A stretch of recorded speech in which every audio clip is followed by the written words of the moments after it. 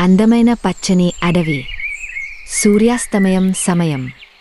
సువర్ణ కిరణాలు చెట్ల మధ్య నుంచి జారుతూ ఒక దివ్యమైన వాతావరణాన్ని సృష్టిస్తున్నాయి.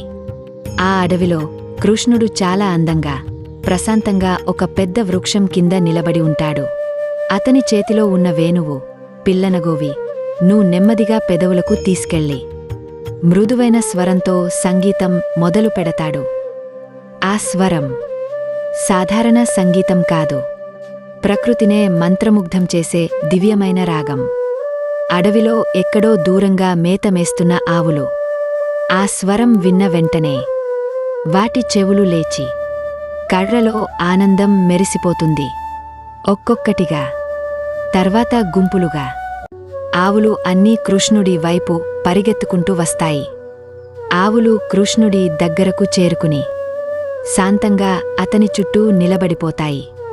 కొన్ని ప్రేమగా అతని దగ్గరికి చేరి తల రుద్దుతాయి.